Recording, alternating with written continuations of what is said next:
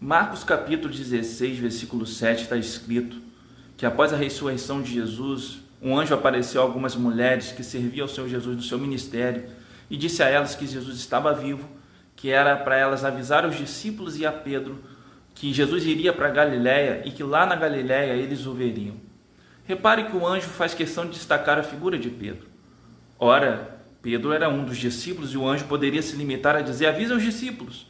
Mas ele faz questão de dizer: avisa aos discípulos e também a Pedro. Bem, se a Bíblia fosse um livro normal, isso seria uma mera curiosidade do texto. Mas porque a Bíblia não é um livro normal, há algumas verdades espirituais nesse versículo que eu quero compartilhar com você. A primeira delas é que Pedro era conhecido no céu. O texto diz explicitamente que o anjo fala o nome de Pedro.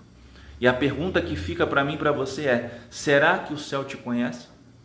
Em tempos onde a maioria de nós buscamos reconhecimentos na terra, mais vale ser conhecido, ser, entre aspas, famoso no céu. Uma segunda verdade é que talvez Pedro se sentia indigno de ser considerado um discípulo.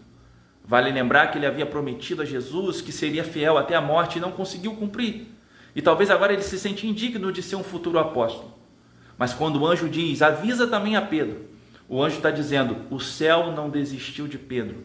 Avisa para ele que os planos de Jesus para a vida dele ainda estão de pé.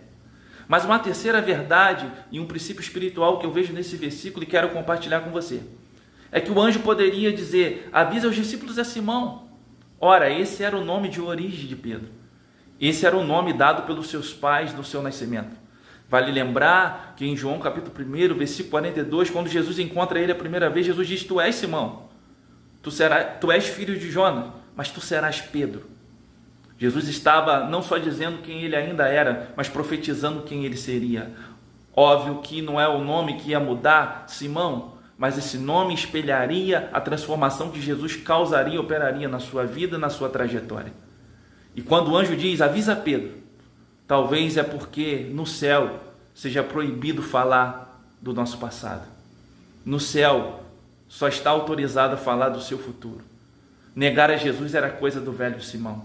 Ser inconstante e orgulhoso era coisa do velho Simão. Mas ser um homem cheio do Espírito Santo, um instrumento de milagres em sua geração, seria uma coisa do futuro Pedro.